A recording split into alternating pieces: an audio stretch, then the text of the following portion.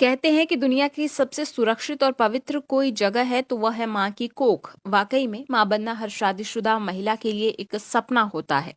लेकिन आजकल माँ बनना इतना आसान नहीं रहा। आज की भागदौड़ की जिंदगी और व्यस्त दिनचर्या की वजह से माँ बनने में काफी कठिनाई भी होती है। कई बार कामकाज में व्यस्त रहने या फिर शादी लेट होने के कारण बच्चे की प्लानिंग में देरी होती है। इस वजह से महिलाओं में गर्भावस्था से जुड़ी कई प्रकार की जटिलताएं भी सामने आ रही हैं।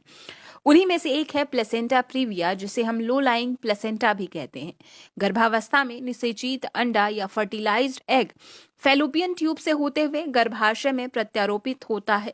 इस प्रक्रिया में सामान्य रूप से एग गर्भाशय के सबसे ऊपर प्रत्यारोपित होता है, लेकिन कई बार यह गर्भाशय के निचले हिस्से से जुड़ जाता है और प्लेसेंटा का विकास गर्भाशय ग्रीवा या गर्भद्वार पर होना शुरू हो जाता है। प्लेसेंटा मां के शरीर का वह हिस्सा होता है जिसे गर्भस्थ शिशु को ऑक्सीजन और पोषण मिलता है।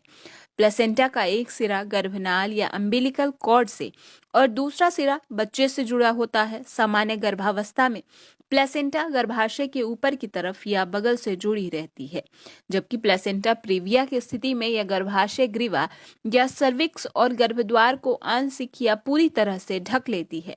इस स्थिति को प्लेसेंटा प्रीविया या लो लाइंग प्लेसेंटा भी कहते हैं। प्लेसेंटा गर्भाशय की दीवार से चिपकी हुई संरचना नहीं होती। लेबर पेन यानी प्रसव के दौरान गर्भाशय ग्रीवा या गर्भद्वार के खुलने के समय गर्भाशय की दीवार से अलग हो जाती है और शिशु के जन्म के साथ ही बाहर आ जाती है। प्लेसेंटा प्रीविया की स्थिति में जब लेबर के दौरान गर्भाशय द्वार खुलता है तो उस समय प्लेसेंटा को गर्भाशय से जोड़ने वाली रक्तवाहिकाएं फटने लगती है और भारी मात्रा में रक्तस्राव होता है। क्योंकि प्लेसेंटा गर्भद्वार पर जुड़ा हो रहता है, प्लेसेंटा के गर्भद्वार पर होने से बच्चे के योनि मार्ग से निकलने का रास्ता बंद हो जाता है। ऐसे में मां और बच्चे दोनों की जान के लिए खतरा हो सकता है। ऐसी स्थिति में वजाइनल डिलीवरी या नॉर्मल डिलीवरी नहीं हो पाती और सी सेक्शन या सिजेरियन डिलीवरी अनिवार्य हो जाती है। ऐसी स्थिति में गर्भावस्था के 4 महीने या उसके बाद दर्द या दर्द रहित रक्तस्राव भी हो सकता है। इलाज के लिए डॉक्टर की मदद लेना अनिवार्य हो जाता है। गर्भावस्था के दौरान किए जाने वाले अल्ट्रासाउंड, विशेषकर 20वें सप्ताह में किए जाने वाले स्कैन से प्लेसेंटा प्रीविया की स्थिति का पता चलता है। लेकिन प्लेसेंटा प्रीविया की सही स्थिति की जांच के लिए टीवीएस यानी ट्रांस वेजाइनल अल्ट्रासाउंड की आवश्यकता पड़ती है। इसके साथ ही यदि प्रेगनेंसी के दूसरे तिमाही में और तीसरी तिमाही में ब्लीडिंग हो, आमतौर पर यदि 4.5 महीने के बाद योनि से लाल रंग का खून आना शुरू हो जाए तो प्लेसेंटा प्रीविया हो सकता है। कुछ मामलों में ब्लीडिंग कम या ज्यादा हो सकती है। अक्सर इसमें दर्द नहीं होता, लेकिन कभी कभी दर्द या ऐंठन भी महसूस होती है। इस तरह की ब्लीडिंग अपने आप बंद हो जाती है, लेकिन कुछ दिन या कुछ सप्ताह बाद फिर से शुरू हो जाती है। अगर महिला को प्रेगनेंसी की दूसरी तिमाही यानी 4 से 6 महीने या तीसरी तिमाही यानी 7 से 9वें महीने में कम या ज्यादा किसी भी प्रकार की ब्लीडिंग या रक्तस्राव हो रहा है तो तुरंत डॉक्टर को दिखाना चाहिए और डॉक्टर द्वारा दिए गए निर्देशों का पालन करना चाहिए। लो लाइंग प्लेसेंटा या प्लेसेंटा प्रीविया की स्थिति में गंभीर जटिलताएं भी हो सकती है। इस दौरान गंभीर ब्लीडिंग के बाद महिला की जान को खतरा भी हो सकता है और प्री मैच्योर लेबर के दौरान या गर्भावस्था की तीसरी तिमाही में ज्यादा ब्लीडिंग होने की वजह से समय से पहले सी सेक्शन यानी सर्जरी की आवश्यकता पड़ सकती है, जिससे बच्चा पूरी तरह विकसित होने से पहले ही जन्म ले लेता है। इससे बच्चे के फेफड़े पूरी तरह विकसित नहीं हो पाते। कई बार पहले से पता होने पर मां को डॉक्टर कार्टिकोस्टेरॉइड देते हैं, जिससे बच्चे के फेफड़े पूरी तरह से विकसित हो सके। फेफड़े विकसित नहीं होने से बच्चे को सांस संबंधी रोग होने की संभावना बढ़ जाती है। प्लेसेंटा प्रीविया होने के लिए कोई एक कारण नहीं है, इसकी कई वजहें हो सकती हैं। यदि गर्भवती महिला की उम्र 35 वर्ष है या उससे ज्यादा है तो प्लेसेंटा प्रीविया की समस्याएं और बढ़ सकती है। धूम्रपान या शराब का सेवन करने वाली महिला को यह समस्या भी हो सकती है। गर्भवती महिलाओं को जिनका पहले भी सिजेरियन ऑपरेशन हो चुका है, उन्हें भी कई बार इस समस्या से जूझना पड़ता है। यदि महिला ने पूर्व में गर्भाशय से जुड़ी कोई सर्जरी कराई है तो भी प्लेसेंटा प्रीविया की शिकार हो सकती है। इसके अलावा यदि गर्भ में जुड़वा या 2 से ज्यादा बच्चे हों तो भी ऐसा हो सकता है। सामान्य तौर पर 200 में से एक महिला को प्लेसेंटा प्रीविया की समस्या आती है। रिसर्च रिपोर्ट से पता चलता है कि आजकल युवतियां प्रसव पीड़ा के डर की वजह से जरूरत नहीं पड़ने पर भी सिजेरियन से डिलीवरी करवाना पसंद करती है। इसी वजह से कई बार उनकी दूसरी प्रेगनेंसी में प्लेसेंटा प्रीविया की समस्या सामने आ सकती है।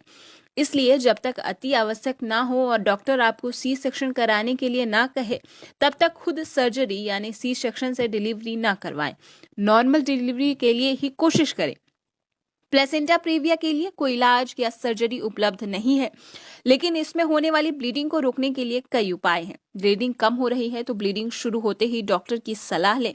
इसमें आमतौर पर एक्सरसाइज और सेक्स करने के लिए डॉक्टर मना करते हैं।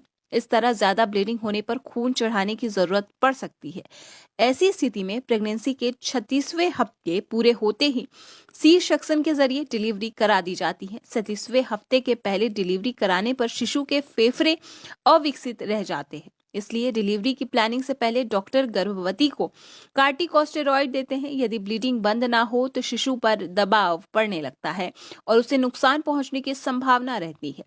ऐसी स्थिति में तुरंत सी सेक्शन कराना पड़ सकता है। ऐसे में बच्चा प्रीमैच्योर पैदा होता है। ऐसे में डॉक्टर पूरी तरह से बेड रेस्ट की सलाह देते हैं। ऐसा इसलिए कहा जाता है क्योंकि प्लेसेंटा पहले से ही नीचे है और उस पर और दबाव पड़ने से ब्लीडिंग बढ़ सकती है। इसलिए बेड रेस्ट करने से बच्चे के विकास के साथ साथ प्लेसेंटा ऊपर की ओर जा सकता है। यदि रक्तस्राव फिर भी होता है तो डॉक्टर हॉस्पिटलाइज होने की सलाह देते हैं। अधिक ब्लीडिंग होने पर डॉक्टर इससे जुड़ी दवाई और इंजेक्शन भी बढ़ा सकते हैं। इस दौरान दी जाने वाली दवाओं से गर्भवती महिला को मॉर्निंग सिकनेस, बेचैनी, उदासी, अधिक जी मिचलाना, नींद न आना जैसी समस्याएं भी हो सकती है। यही वजह है कि ऐसी स्थिति में डॉक्टर ट्रेवल ना करने की सलाह भी देते हैं, क्योंकि ट्रेवल करने में लंबे समय तक बैठना पड़ता है और इस दौरान झटके भी लगते हैं। पूरी प्रेगनेंसी के दौरान डॉक्टर दंपत्ति को सेक्स करने के लिए भी मना करते हैं। डॉक्टर पैरों के नीचे तकिया लगाकर लेटने की सलाह देते हैं ताकि प्लेसेंटा नीचे ना आ पाए। इसके अलावा डॉक्टर गर्भवती को अधिक चलने फिरने के लिए भी मना करते हैं। खास तौर पर सीढ़ियां उतरने चढ़ने और पेट के बल लेटने के लिए सख्त मनाही होती है। पर्याप्त मात्रा में पौष्टिक भोजन, खासकर आयरन से भरपूर भोजन जैसे लाल मांस, दाल, दलहन, हरी पत्तेदार सब्जियां और डॉक्टर द्वारा दिए गए आयरन सप्लीमेंट ले। इसमें कोई लापरवाही ना बरते। ऐसा करने से शरीर में खून की कमी हो सकती है। डॉक्टर के बताए अनुसार चेकअप और स्कैन कराने से ना चूके। शिशु के विकास और मूवमेंट पर नजर रखें। कोई परेशानी होने पर तुरंत डॉक्टर से संपर्क करें। डॉक्टर के निर्देशों का सख्ती से पालन करें। प्लेसेंटा प्रीविया से जुड़ी दूसरी समस्याओं के बारे में भी आपको बताते हैं। प्लेसेंटा अक्रीटा यह प्लेसेंटा प्रीविया से जुड़ी दुर्लभ स्थिति है। इसमें प्लेसेंटा गर्भाशय की दीवार में काफी गहराई तक प्रत्यारोपित हो जाता है। बच्चे के जन्म के बाद बाहर न आकर गर्भाशय से जुड़ा रह जाता है। इसकी जांच डॉपलर स्कैन या मैग्नेटिक रेजोनेंस इमेजिंग यानी एमआरआई द्वारा की जाती है। ऐसी स्थिति में सी सेक्शन के द्वारा खून की कमी होने की काफी संभावना रहती है। ऐसे में कई बार गर्भवती की जान को खतरा भी हो सकता है। वासा प्रीविया प्लेसेंटा गर्भनाल, बच्चे और गर्भाशय दोनों से जुड़ा होता है। वासा प्रीविया की स्थिति में गर्भनाल रक्त नलिकाएं गर्भाशय ग्रीवा या सर्विक्स को ढकने वाली झिल्लियों से होकर गुजरती है। ये झिल्लियां गर्भनाल या प्लेसेंटा द्वारा सुरक्षित नहीं रहती, इसलिए आसानी से फट सकती है। इस वजह से होने वाले रक्तस्राव से बच्चे की जान को खतरा होता है। कई बार इसका पता प्रसव के दौरान पानी की थैली फटने पर ही पता चलता है। ऐसी स्थिति में आपातकालीन सी सेक्शन करना पड़ता है।